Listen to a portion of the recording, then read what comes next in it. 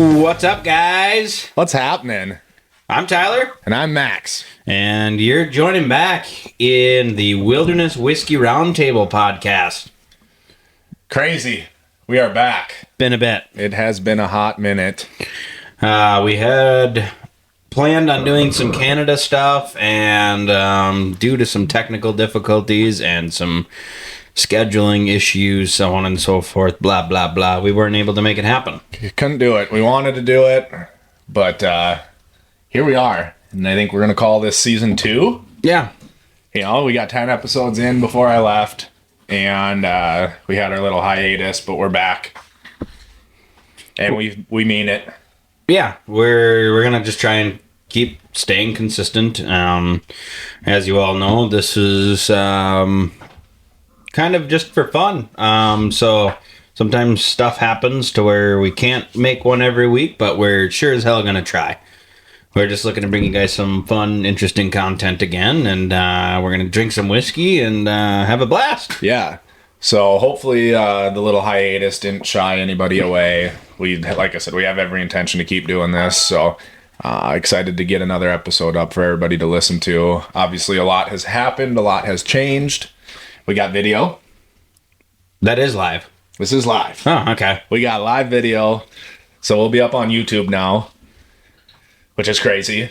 We got a little new studio space. Yeah. Not fully decorated yet.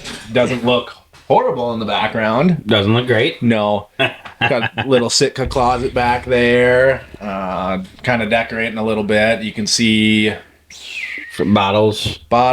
We're doing a little bird dog today, so that's why we got a missing one up there. But Kind of feel like the newscasters from yeah, Seattle. if you check behind us, you'll see Seattle a storm cloud rain. blowing through. Jeepers, first one back, and I'm holy getting smokes. phone calls here. Let me... Of course, it's MediaCom. Unbelievable. I needed them to lower my rates, so I'm going to take this quick. No, I'm not. I'm totally kidding. I'm totally kidding. We'll do a live negotiation here. Show you guys how to be good negotiators. Thanks for tuning back in. I'm Tyler. We're going to teach you today how to negotiate a deal with anyone or any business. Sell me this pen. Well, should we kick it off? Yeah. Some Canadian Yeah, so I haikus? suppose we'll keep it kind of short and sweet on the Canada side of things, but it was a good season. It was a good first season. It was tough, actually. Yeah, you guys had kind of a lot of trial and error for sure, which you kind of knew going into it. I know we kind of discussed that. Bad storms. We had some bad weather. Yeah. We had some bad weather. And our spot on the lake is not super friendly when you get an east wind. So it just makes a mess out of the shoreline. So we definitely had to learn from that standpoint. You got to watch the weather pretty close up there. The new boat where the lake trip got the shit beat out of it. Yeah. So both of the guide boats got quite a bit of dock rash. We had to divert from the barge, make a new one, get a little beefier, heavier duty one. Sunk the barge. Yep. Barge went down. New barge came kind of Middle of the quick. season? Yeah. Kinda? Yeah. I mean, we got it pretty quick though. We had to throw it together pretty fast. Shifty down here, he actually put it together for us, and we brought it up, I think, in July or something like that. So... Yeah, what was as far as fishing went, how good or bad was it? Crazy. I mean, the walleye fishing was unlike anything else. I mean, almost to the point of you'd get bored. Yep. I mean, 100 fish a day was literally like you could accidentally do it if you had any idea what you're doing. And I'm talking like 16s to 24s, like all good quality fish. So that fishery, like, we don't have a ton of huge walleyes. I mean, we did have one that got caught at camp that was 29 and a half, which is a big fish. That's a huge fish. That's a really big walleye. But our growing season's so small, so we get a lot of the ones in that 16 to 24 inch range. So, a lot of big pike caught. I wasn't able to crack 40, but I got a 39. That was damn close, but we had, I don't know, probably over 140-inch fish caught over the season. Jaybird. So That's enough. That's enough fishing for sure. it's crazy. I know you got a lot more into like the open water stuff, I think, obviously, than even before. Never invited me to anything, but it was fine. Dude, you had the full invite to come on up. Don't even do that. I know I did. Unbelievable. Well, that gets busy. Yeah, especially I with the know little. it's tough. That was kind of the main proponent of it. Was I wanted to make it up there, but just having the little one being so young and trying to find a good week to do it, it was just like, it's got to be a little more planned out than last minute. Yeah. And the thing too, like, yes, I hope to God she loves fishing, but that's a place where like it can literally ruin fishing. Yeah. Like to have a kid come up there and expect that that's how fishing always is makes it really tough to take a kid fishing back home because it ain't like that back here. Yeah, especially in our area. You put that expectancy so high that, oofda, I don't know if I'm going to be able to take her up there. Oh, she can come up. We'll just have to like break it apart or like strategically make it so that she doesn't catch like too many fish. Oh boy. Cut the line every time she's got one. Like, you gotta like, you lost it. just put on some big gaudy thing that you just can't catch anything on except every once in a while. Sabotage. I don't know, sweetheart. Sorry, that's just how it's called fishing, not catching. Yeah. Oh God, no! It was really cool. I mean, it's different up there. There was like you said, a fair share of learning curves and everything, but I got to blend two of my favorite things together as far as fishing and being outdoors, and then building and carpentry and stuff like that. Mm-hmm. Like, it was cool. Yeah, you built a full new cabin, an addition. What else? Those are the two kind of big builds. Those right? were the big builds, yeah. So we built a 16 by 16 cabin for me and my wife, and then we added on to the main cabin. So for the full year, we all stayed in the main cabin and kind of realized like, that's a little tight. We had friends and family up, and like you're packing 7 to 10 people into this little cabin, and it got pretty tight. So it's like, okay, people need their own space. We maybe need to make this a little bit bigger. Like our dining room kitchen was way too small to support everybody, So it's like one of those things where it's like that definitely made it significantly more comfortable for everybody up there. And it turned out pretty freaking sweet. So I think everybody's going to be pretty happy when they get back up next year. Hell yeah. And it, I know how, like, especially, so like my wife and my family, we go to a different resort every year for a week during the summer. And I know each different cabin set and everything, they're all different. And I know we've been in ones that are really great and been in ones that were like, holy crap, this hasn't been updated since it was built. Yeah. Almost 100 years ago. And so finding that kind of in between, because obviously you're pushing more for the fishing.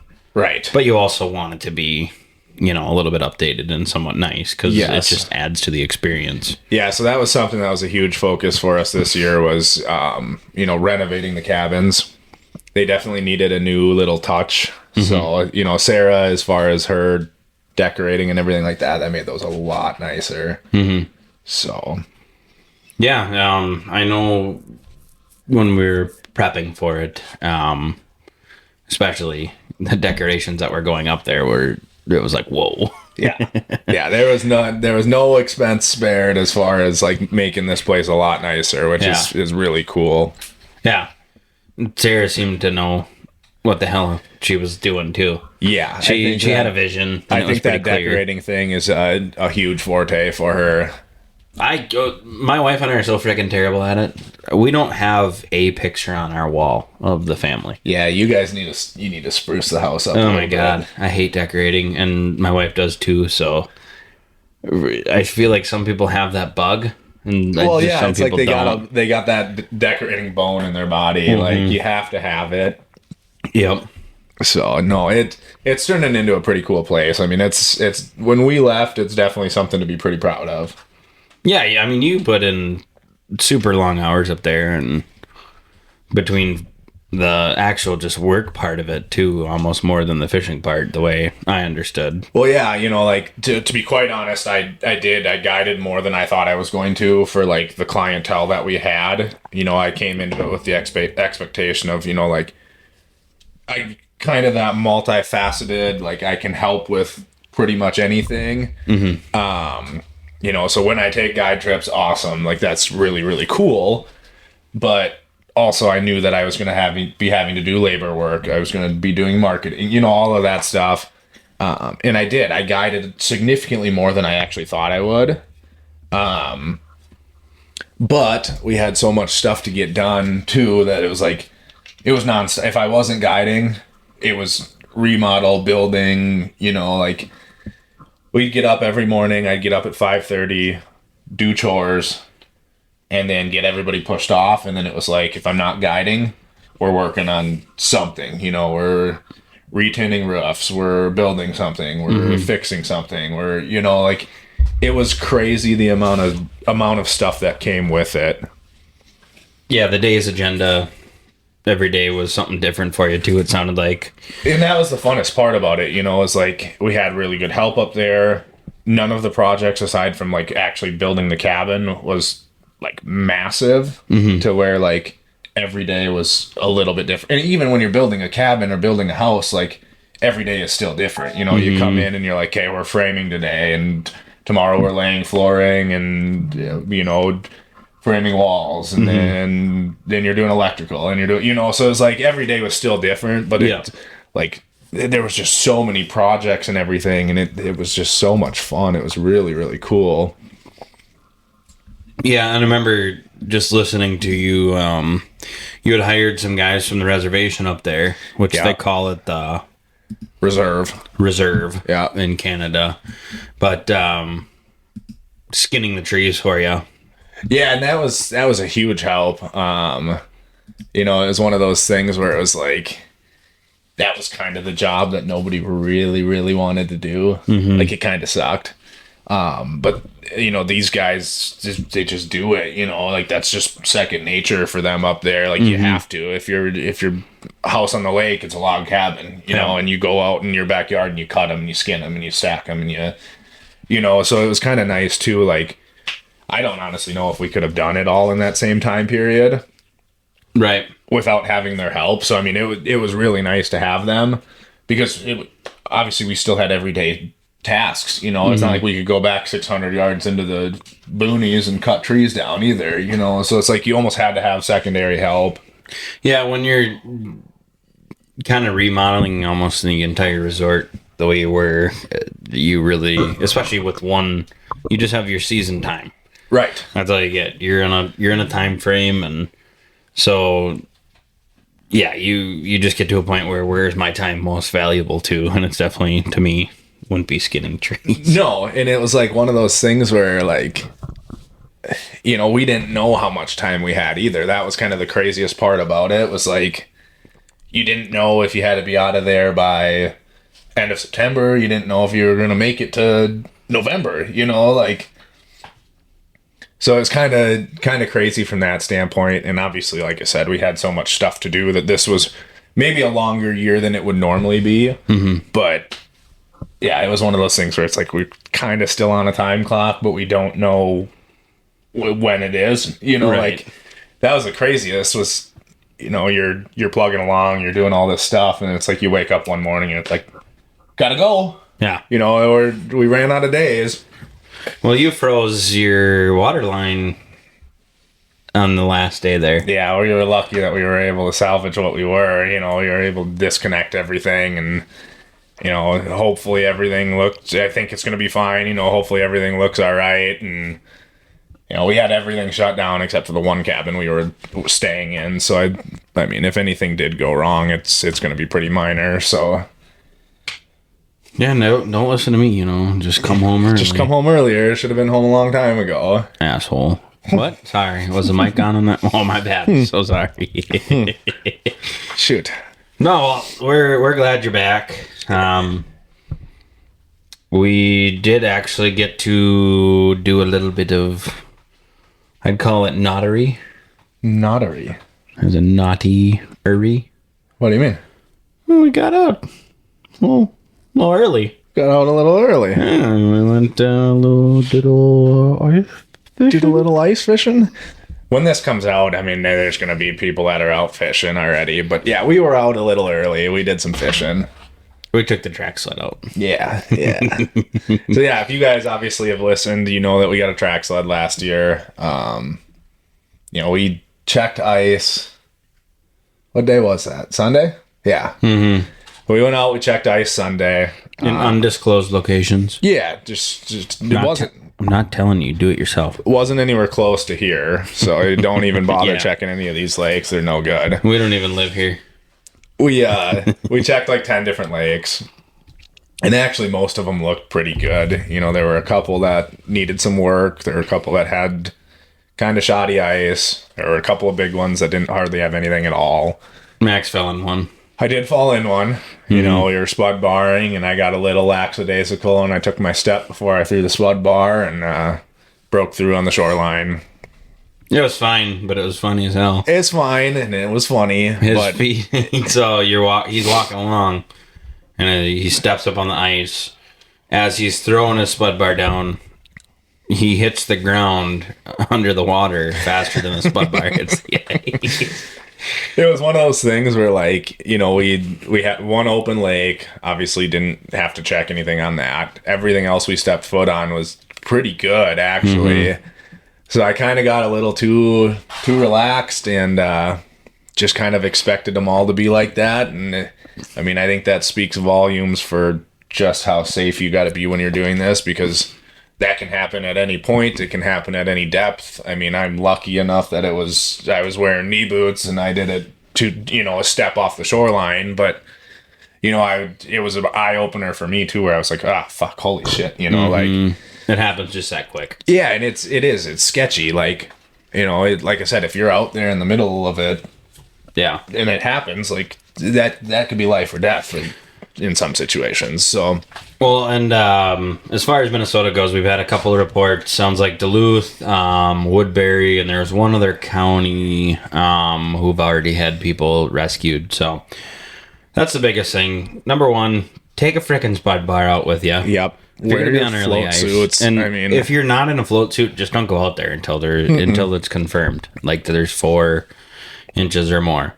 We both have float suits. We both do our due diligence. We spud bar, do all that stuff. The only reason we took the track sled out was because the lake we found had 5+ inches of ice on it. And it was good quality ice. It was more than safe. You know, that track sled disperses weight extremely well, arguably even better than walking alone. You know, so it was one of those things, like, we had already checked it. We done our due diligence. You know, there were a couple of other people fishing it. We knew it was safe. It's kind of a long walk, so we made the executive decision to run it. And like I said, we wouldn't have done it if it wasn't safe, but make good choices is what it comes down to.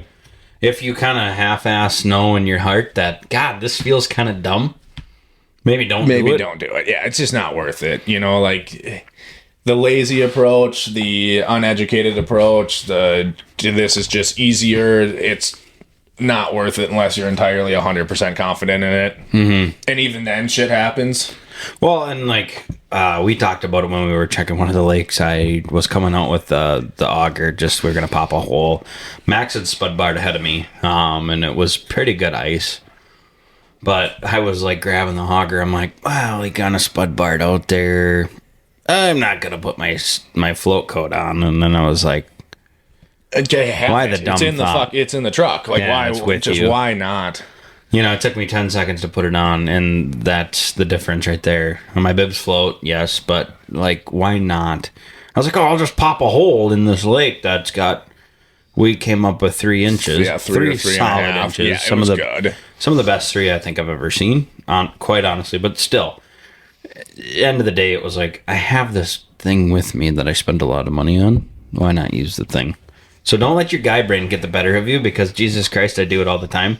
And it's like, I even said it out loud to Max. I go, Max, I was just going to walk out there because I was too fucking lazy to put the float coat on. And just run to zip. You know, like, oh my God. Don't let your brain get the better of you. We're men, and we do live less long than women, and I figured it out on Sunday. Why? You're not the smartest. Just got to think a little more is all. Creatures of stupid habits. Yeah. No, we didn't catch anything, ultimately. It was really, really tough fishing. It was nice to get out. I mean, it was one of those, like, knock the rust off trips more than anything. You know, it's like, God, you know, we've been holding out for this. When it gets cold, it's what all of us want to do. If you ice fish, you know, like, this is one of the, like, craziest communities as far as, like, you just hold on to that feeling, like, the second you see ice on the lake, it's go time. It's, you know, everybody gets excited. It's the only thing you can think about come November. Like, well, we saw 6 other people out doing the same thing we were doing. Yeah, on Sunday, driving around, you could see them with their, you know, their float jackets on, like the striker jackets or Eskimo jackets, whatever one they are. But they're, you know, they're easy to pick out. Like, or you see other people pulling into landings, or, you know, or there was a couple people fishing on Sunday even. Yeah, we did run into a couple, and then it was like every landing we went to, we either seen somebody leaving from, or as we left, somebody else was pulling into it. So people honking at us, waving, like, you know, it's that community that is like, it's so tight knit and it's so hardcore, like. But again, like, it just falls back to, like, yes, we're all excited to do it. Yes, it's getting close to that time of year. Be safe.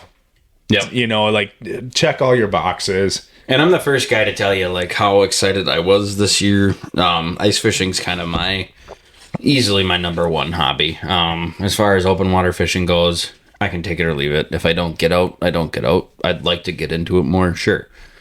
But ice fishing is like my diehard, want to be out there every chance I can. And so last year being the shit year we had, horrible, it was kind of just like, this year we're just hoping so hard to just make up for that, and it was looking good. Yeah, and you know, we get in our heads so much, like, this weather that's coming up, we got damn near 50 mile an hour gusts right now. We got some warm weather this weekend. You know, you can't help but kind of be negative in the sense of, like, well, fuck. I mean, yeah, we got some good ice right now, but, like, just a snap of the finger and it's gone, you know? So it's like, we're going to have to wait and see, but neither of us have great feelings about what the quality ice is going to look like here at the end of the week. Yeah, and we're both more realists than we are, like, optimists. Yeah. So it's just like, okay, it's 2 days of 45-degree weather after 50 mile an hour winds. That ain't no good. No. And so it's just, even if the ice maintains and stays, you're going to have sketchy ice. Yeah. You're going to have pockets. You're going to have... So then again, you know, when this comes out, it's going to be right around that time frame. Don't listen to the fact that people are out ice fishing, but be safe. You know, like, you can bet your ass we're going to go out and we're going to check ice again. We're going to go out in float suits. We're going to go out with spud bars. We're not going to be doing anything crazy. Like, there's going to be a day where we just go out and scout ice again. Right. You know, and we shouldn't technically have to do that because we already did it. But based on the weather patterns, it is what it is. You know, we're just going to have to do it. And don't just expect the ice to maintain and just go off of, like, your intuition, like, oh yeah, no, 2 days of 45, and you know, I don't trust that, and I wouldn't trust the guy who was out there either, because there's a pretty good chance that either he zigzagged his way out there, or he got lucky, You know, do your own freaking scouting. Do not rely on other people, and bring a friend. God damn it! And if you're scouting ice, bring a friend. Don't do it alone. And, you know, this is something we need to be better about, too. But, like, bring a rope. Bring a harness. You know, like, there's other safety precautions outside of spud bar and float suit. Like, you know, have your ice picks around your neck. Put your cleats on. You know, like, you slip and fall on glare ice and you break through it because you fell on your fat ass. Like, yeah. You know, that exactly is what I was thinking about. Like, we had... decent ice. It wasn't super thick, but you slip and fall and you oof. Yeah. All of a sudden you're going through. Yeah, it's like, you know, there's just so many things from that standpoint. Like, and, you know, sure, bring a buddy, but bring something for your buddy to help you get you out of the lake. Yeah. Because what the fuck? I mean, he would just stand there and watch you go in, and it's not like he can walk out and pick you up. Come on, bud, get out of there. Good, just Good job, moral use support. your legs. Go. So yeah, definitely be safe, be smart about it. Like, it's never anything to play around with. Even when you got 12, 15 inches of ice, there's still sketchy spot, so it's never perfect. It's never great. Let's go into this season. We want to see less rescues. We want to see more successful fishing, and we want to see everybody go back home to their families at the end of the day. Yes, we want to see new people getting into the sport. We want to see people having fun catching fish. But at the end of the day, you need to come home from it. Right, yeah. It's not worth you falling through. No, it's not. It's my favorite sport. Like I said, easily. And so when people go through or people get hurt doing it, it's bad for the sport. It's sad. And it's sad. I think too, we were talking about, we didn't have great fishing, but it was kind of the knock the rust off kind of thing, get used to everything again. We got out there and realized what we forgot, what we need to tune up on, what we need to re-rig, it was kind of one of those outings that was like, it was almost like a relearning curve. Hit up the Burley Outdoors page, by the way. If anybody else has a track sled, snow dog, anything along those lines, we're looking for some ideas on how to make that thing a little better on the ice there. There ain't no snow. So that was another thing too, because, yes, we had plenty of safe ice. We ran that sucker last year on crunchy, hard snow. Yeah. And it ran like a charm. And this year we had a light coating, and it wasn't even, a stiff breeze would have knocked it right off the lake. There was nothing. Fluffy, floaty snow. Yeah, it was just, it wasn't anything for the track sled to grab onto, so we were basically running on just glare ice, and it just sat and spun. So if anybody's got any ideas, I know, we talked about, putting studs in the track and stuff, and I don't know enough about that stuff to know whether or not that's going to cause any issues or hinder performance in any other situations, or what the best approach for that is, but we're talking to you snowmobile boys out there. Yeah. It's a snowmobile track if you don't know what a snow dog is, or a track sled. It's just basically a snowmobile track with handlebars. Yep. So something to get a little bit more traction on glare ice situations. It was fine up to a certain weight, but once, the load got significant enough, it definitely bogged down and it just sat and spun, where in the past we've packed on double what we had on there. Mm-hmm. And it just, so it was one of those things where it's like, yeah, you could pull all your gear out behind it, but you couldn't pull everything. It's like people had to walk behind it. It was still better than having to pull a sled out there. Like, the people who had to walk didn't have to pull something. So that's coming from the guy who got to drive the track sled. No, this is great, folks. I just love it. Well, maybe if you would have actually split the track sled with me, like you would, like you said, you could drive it half the time. God damn it! I'm gonna drop a check off tomorrow. Dropping a check off tomorrow. It was like I had some stupid little blunders. Like, I put a reel on upside down somehow. Mm-hmm. And you take the ice house out for the first time of the year, and it's single digits, and you don't quite remember how cold it gets, and you didn't dress according. It's all stuff like that where it's like you're kind of relearning all of it. Yeah, every year we do it, it almost feels like you start over. It's like, how do I do this again? I mean, you have the basics, but right. You forget how cold it is. You forget how tedious some of it is, like setting up, taking down, getting off the ice. With that being said, though, holy shit, we went quick.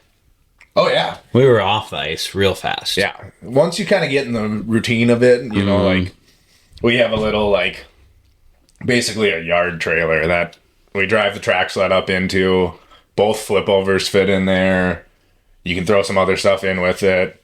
once you get in the like little routine of, okay, you pull this out first, then you pull this, and you set it up this way, you back the track sled out, hook it all up, and you can fly.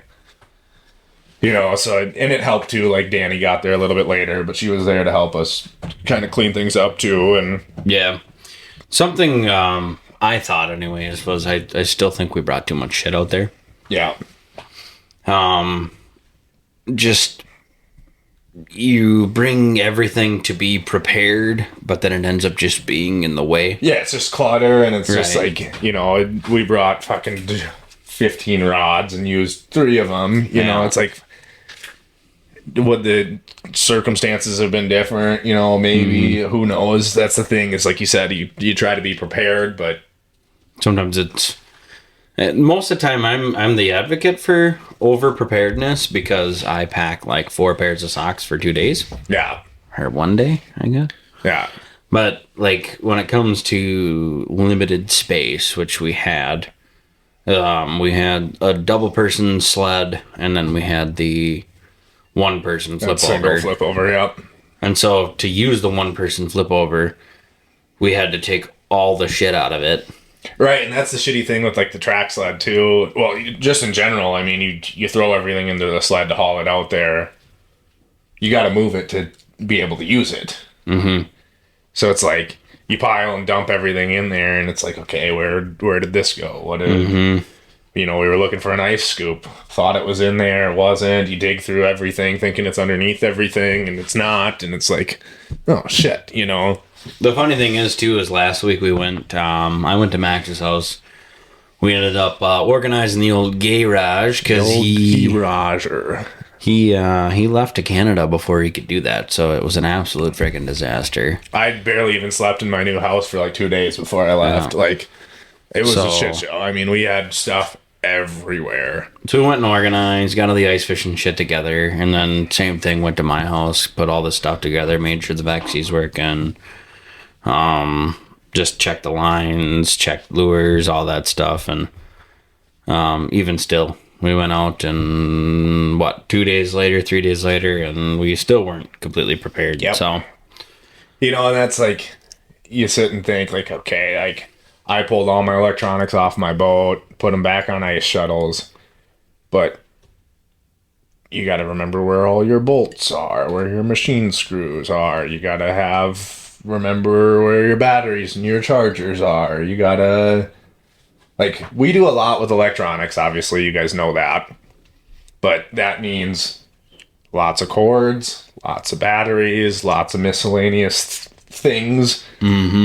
It's a lot, you know. And then you try to film and you try to record and get content while you're doing it. Like, there's so much shit that we have to bring to a lot of these trips and a lot of these outings. Like, it's hard to keep it all straight. Yeah, especially your first go around, it's just like, fuck, didn't have that. Oh, fuck, didn't have that. Yeah. You just keep doing it. And there's nothing worse. Like, it's one thing to forget something that's, like, not vitally important. But then when you forget an ice scoop and it's single digits and your hole's freezing and you got ice on your line because you can't clear your hole and you have to clear it by hand. That sucked. And then you got to hope to God you put your glove back on and eventually feel your fingers again. Like, Great. You know, those are the ones that really, really suck. But it's kind of a testament to what we can do as humans in general. Yeah. I mean, you know, we're pretty resilient, especially when it comes to ice fishing. It's like, for me anyways, I'm just like, what can I brave for ice fishing? And to me, it's pretty much anything, because that's about the only time I think out of everything I do that I find like a true peace point to where anything elemental is like, even if it sucks, matter. Yeah, even if it sucks, it's like, this really isn't bad.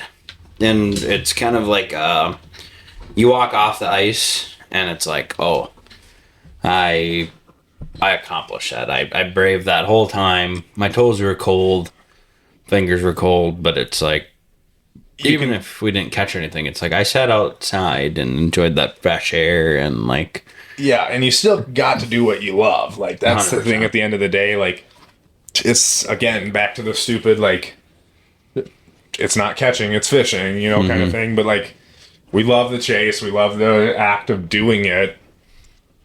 Nothing else really matters. Everything else is just icing on the cake. Like, And if you didn't happen to make it out there, no, I'm just kidding. Yeah. no more ice season. Yeah, we might have got the only chance. Might have been out there the only day we can be out there this year.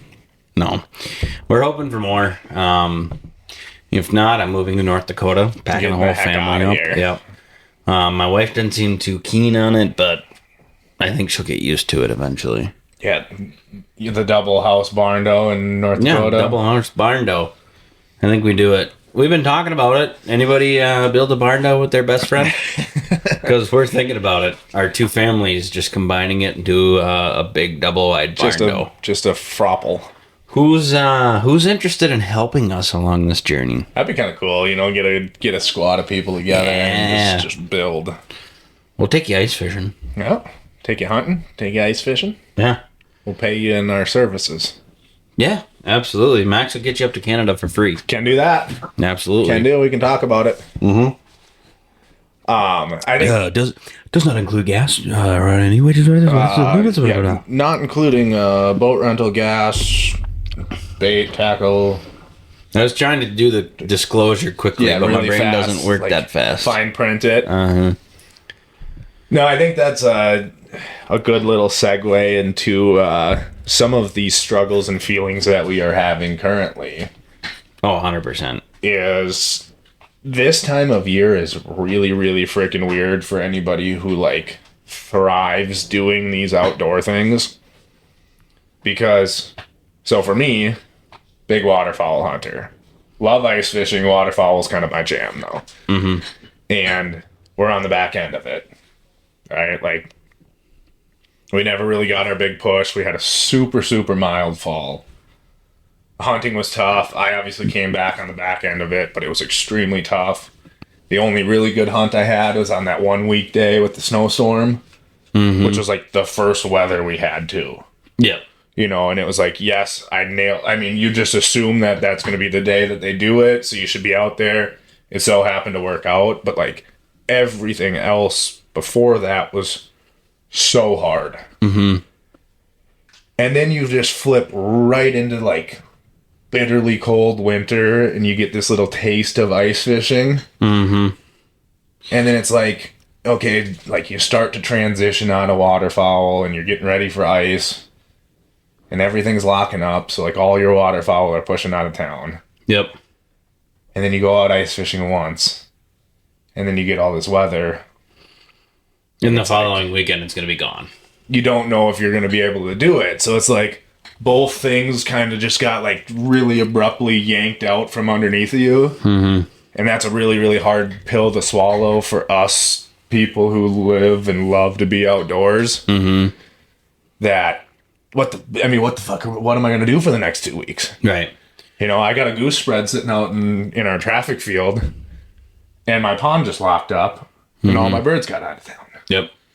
So it's done. Like, if they're not there, they're not there. So it's like, what's the point? Yeah, that's where, yesterday I had kind of like a coming to Jesus meeting with myself where it was like, but in the worst way.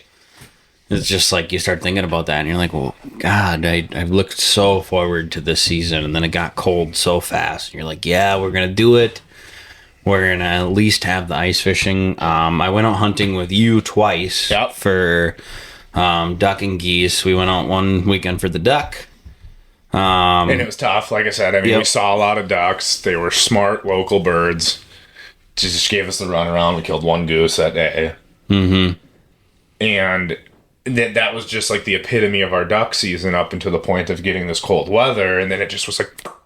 and just locked everything up. The switch flipped, and that's when we got pretty excited, which maybe it's bad on us, but also... Yeah, we should probably know better nowadays, but...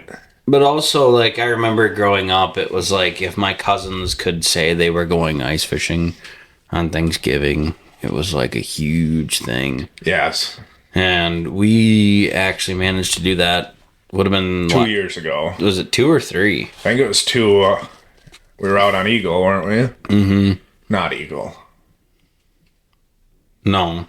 Wasn't Eagle. Yeah, good luck figuring. There's 100 eagles. Good luck figuring that out. Doesn't matter. So we weren't on Eagle when we were fishing, and, and that was wonderful. And then we had actually a pretty decent season, but that was the last season for 2 years now. And so you kind of amp yourself up for it, and like for me, that's my let go. Yeah, That's my cup filling session, if you will. When you need to get away from how stressful life becomes, and it does, especially lately. You know, everything kind of sucks right now for a lot of people, and we can relate to that very fully. And so when you have that one thing there, like, yeah, but I got this. Mm-hmm. And so then it's like presented, and it's like, here's your ice.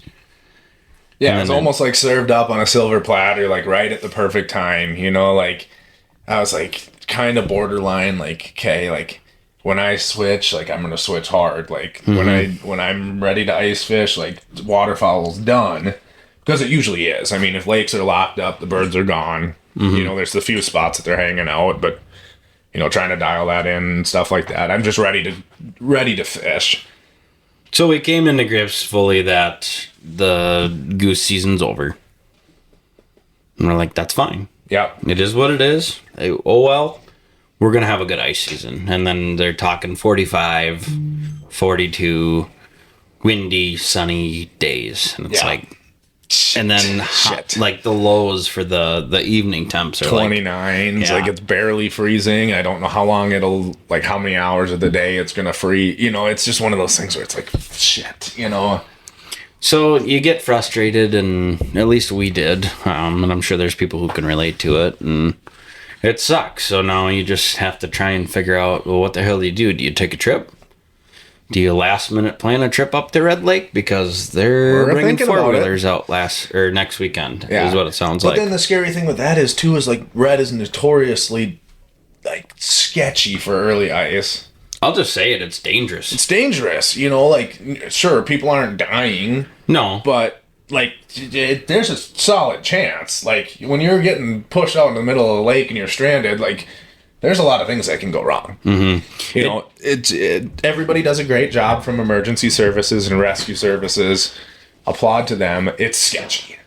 And as far as that goes, I'll say it seems like the resorts this year are a lot more, like, inept at preventing that. I feel like everybody's handling it significantly better. Mm-hmm. You know, they made a huge point to be very explicit on, this is when we're allowing this type of traffic. There is nothing besides this type of traffic. If it's foot traffic only, it's foot traffic only. It starts Monday morning. Yep. If things change, you stay in the, you know, the flagged off areas, you know, like. Well, even Red closed, I think it was today or yesterday. They closed. There was for sure 2 resorts I seen on the old Facebook that completely closed all traffic because the winds.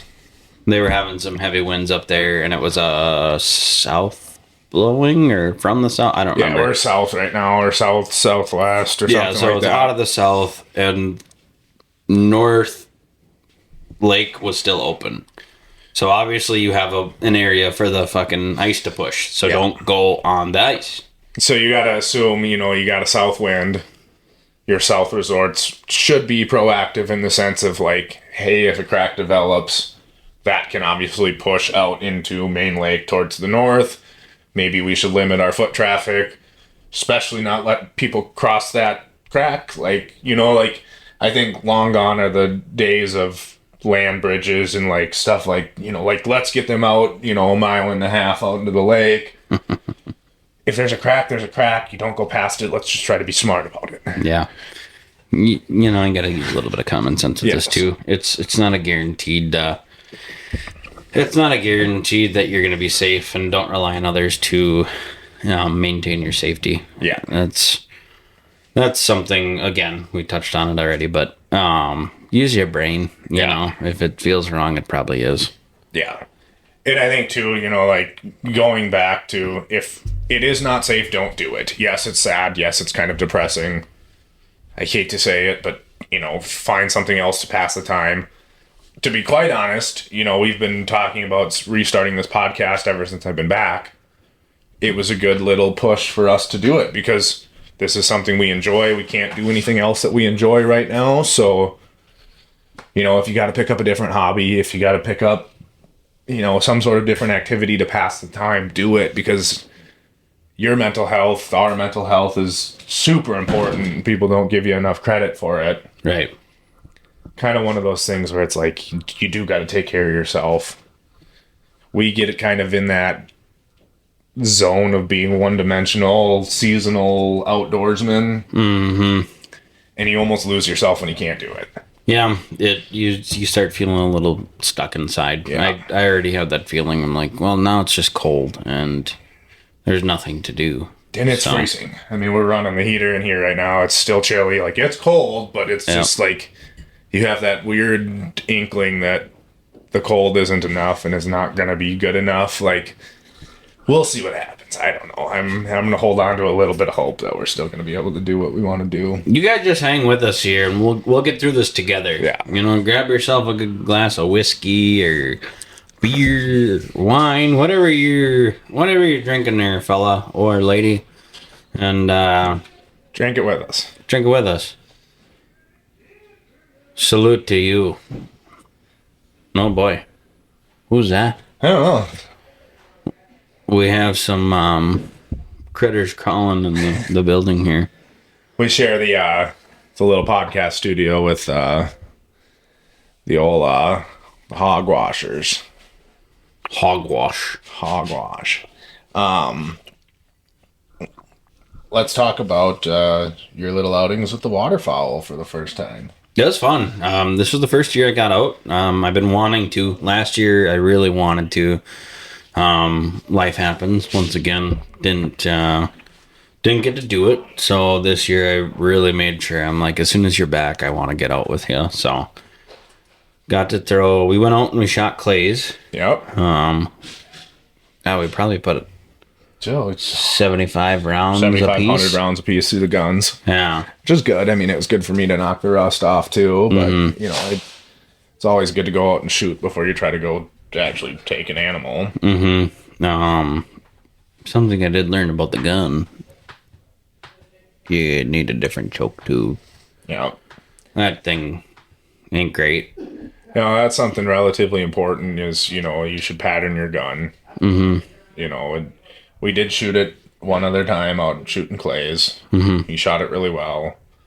Then we pattern it on a piece of cardboard, and you realize you're shooting 3 inches high. It's an issue. Mm-hmm. So fix that, and then I took it out. Bagged a coot.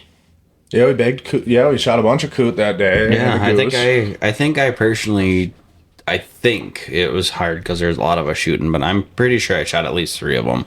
Yeah, which is cool because this first hunt. In general, I've never hunted anything in my life really other than fish. Yeah. So that was cool. It was fun. I knew I wanted to get into it, and we had a nice spot on the little island there on an undisclosed location. Yeah, it's kind of one of those like I always had this like after watching YouTube videos, these sandbar style spreads. Where you can run floaters, you can run sock decoys, and you can just pile it full. You can pack so many sock decoys in. And we kind of did that. I mean, we probably had, 20, 25 dozen decoys out there with all the socks and everything. And it looked awesome. But like I said, it was local birds. We didn't really have any weather to push new birds down. We had some geese that were interested. We killed one. And we had big rafts of coots. And we kind of just chased the coot down and shot a bunch of them. And for anybody, everybody in waterfowl rags on the coot. But look up the coot gumbo recipe from Meat Eater because it is actually extremely good.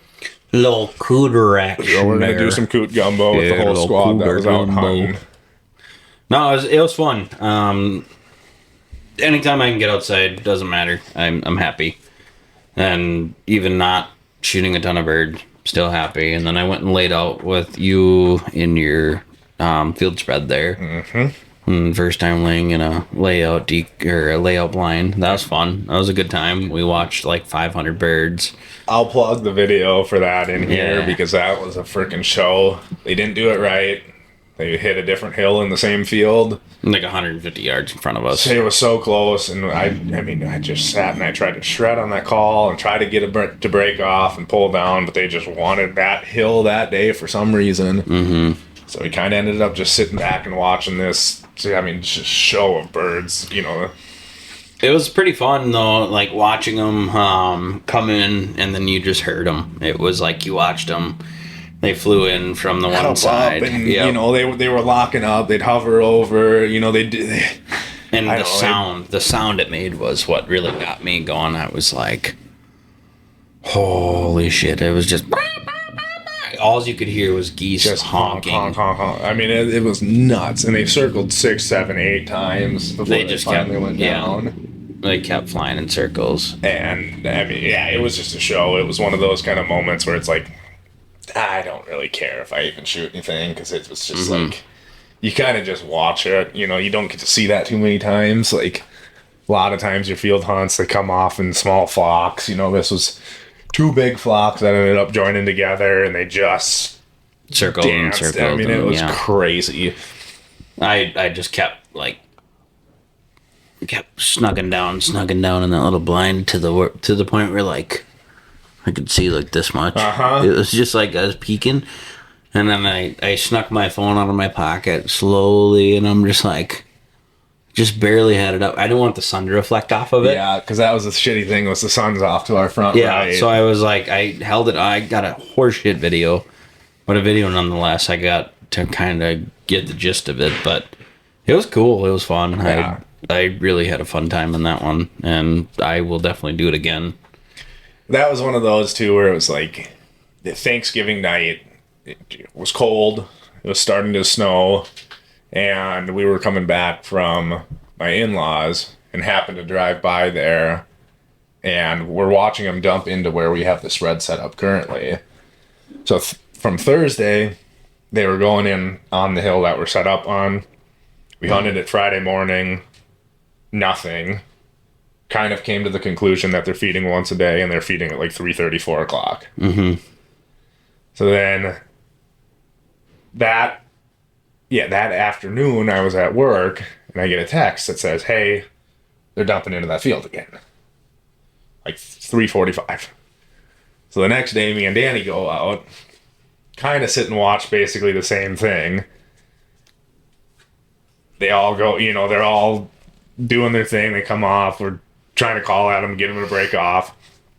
And we kind of just watch this very similar show.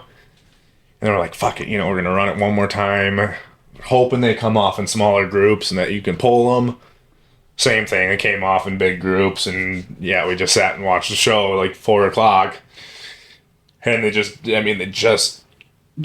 want the field, but they just, for some reason, wanted a different hill. Mm-hmm. And it is what it is. We get to run around a little bit every once in a while. You can't always get it right. It is what it is. But it is cool when you get to watch something like that because you don't get to see that every day. Yeah, I'd say it's definitely a fun... something actually, and this is from listening to different... I listen to a lot of podcasts and stuff from like Rogan.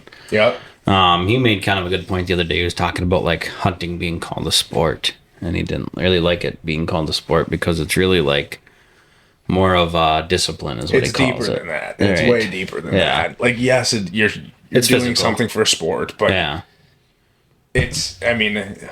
we do it more to be outside. We do it to be close to wildlife. We do it because, it's peaceful. There's so much more than just... There's a lot of time you get to spend just kind of sitting in some... Whether it's extreme or non-extreme conditions, the extreme for me are the most rewarding. Like the super cold. Yes. Is because I'm sitting there and I can like really appreciate being out there. And I make it a point a lot of times to like stop and think about that directly. I'm like... Yeah, because it's easy to get lost in it too. It's like, oh God, this sucks. And it's like... No, but it doesn't. It doesn't. Not even kind of. No, and even like, so we were out and we didn't catch a fish. It didn't matter to me. I was so enthralled with just being there. I would have sat for another hour and not caught a fish. Yeah. My fucking toes were numb. Big call out on corkers, by the way. I'm gonna do this. I'm gonna call them out. I spent like $250 on them fucking boots. Corkers are expensive. I was gonna get a pair this year. And I thought they were the greatest thing. They got the BOA system. That's wonderful. Love that. Love the fit. Love the form. Love the comfortability of it when I'm walking them, and it's fine. But as far as sitting on the ice, man, God, your feet get cold quick. That is a problem. You gotta be. It's no good. Yeah, and I think their claim to fame, if I remember right, and don't quote me on it, I thought it was 1,200 gram.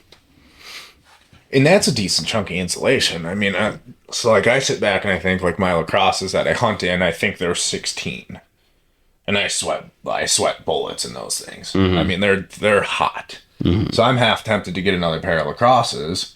I don't like running knee boots when I'm ice fishing. I would much rather have a 6 or an 8-inch ankle boot, right, with a BOA, which is why the corkers were cool. Yeah, and plus they got that little flip down thing so you can pop off your sole and click in your spike soles, but yeah, you can put cleats into them. Right.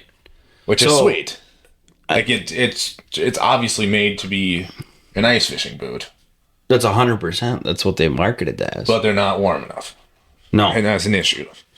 So it's like, okay, so are you an ice fishing boot that I have to be on a pad with? Because so is every other boot then. Then you should probably include the pad. Right. For that price. No, I have no qualm other than the fact of the warmth, which is arguably one of the most important things. Yeah. I will take another little splash zigzag, little splasharoo here. The thing is too, like, if you're a fair weather ice fishing brand, you also should probably disclose that. Yeah, if you're just like if you're not meant for single digits, so you got to say that. We were still above singles though. Yeah, we were like 11 or 12 that day. The wind chill was bad, but also we had the hub, right, or the pullover. Yeah, the flip over. Yeah. So I don't know. Maybe somebody's got an answer to that, or maybe my feet are just naturally cold, but I don't think so. But if you're looking into corkers, they're a pretty good boot other than like that factor. Usually though, I will say if the heat is on, my feet generally fare a little bit better. That's the other thing too, is like at the end of the day, it's not a lot though. We brought one heater with us. Danny was using it in the single man flip over. Like, yes, we were in an insulated flip over, but like it was cold. Mm-hmm. If we had the heat on, it probably wouldn't have been an issue. That's arguable though. Yeah, I still have had cold feet. Yeah. Last season, I was severely disappointed. For the price point they're at, I expect my feet just not to get cold. $250s. That's an investment. That's an investment for a lot of people. That's a chunk of change. Yep. For it to not to live up to the hype. So I don't know. Maybe I got a faulty pair. But if that's the case, if other people have that same experience, or if you have other ideas, plug them in, because if anybody's run the corkers here, hit us up on Burley Outdoors on the Facebook group there. Let us know. I'd be curious just to see if anybody else has had problems with it. Mm-hmm. Nobody likes cold feet, especially not at a wedding. No, or at I wouldn't wear them to a wedding. Funeral. Yeah, don't get cold feet at a funeral or a wedding. Cold feet are one of the worst things in the world. That will single-handedly ruin an outing. I even had my woolies on. God damn it. Now, that being said, I was just going to say, you did say you had wet woolies before you even... They weren't wet. Wet woolly. They were moist. Wet woolly. They were moist. But, I don't know. Maybe you just need to wear better wool socks. I don't have the greatest wool socks either. I think that another thing, if you guys have a brand of socks, Hit us up. I like the Darn Toughs. That's what I hunt in normally. Gosh darn tough, I tell ya. They are gosh darn tough. Can't beat that. But I'm not 100% sure that they're the best for that situation either. They're very good for hunting. I love them in my waders. I love them, you know, like I'll wear them in the field. I will wear them down to single digits, but not standing on ice. Not 100% sure that they're the best fit for, you know, having your feet directly on cold ice. You know, that's just part of the game too, is like we're exposing ourselves to the gnarliest of gnarly conditions. Like, love it. you know, it's not just cold. It's like you're going to put yourself on a floating block of like an ice cube. And you're standing on it directly. Yeah. And I know like probably to like be a devil's advocate for Corker, I guess, in the same sense that I just bashed him a little bit. Like the argument can always be made that you can stand on those foam pads and they make significant difference, because I've also talked to people who do have like substantially higher rated insulation boots whose feet still get cold, or who still use foam pads, or, you know, like they're doing a lot of other things to mitigate it. That. Yeah. So if that's the argument, then so be it. It is what it is. I still like the boot in general. It's just the cold feet thing. Maybe you should just bump it up another. 1200 feels low for being specifically an ice boot, right? And like, I don't remember 100. You know, I could just probably use the computer in my pocket to figure out what the hell these are actually rated for. Because my thought is like for lacrosse to come out with a boot that's designated for waterfowl and to be 1600, and then for somebody to be like, oh yeah, this is an ice fishing boot, and to be less warm than something that's for something that doesn't need to be as warm. Right. Like, that's crazy. Cozy fleece-lined waterproof full grip. They got a lot of stuff. Ice fishing right there. These are the ones that I've... There she be. Nope, that ain't it. See if I can... There it is. Yeah, 1200. What's for $239.99. 600. Burr. Well, now I'm wondering. I'm almost positive about the 1200. I don't think they had the 600 when I bought them. What color are yours? Are they all black? Same.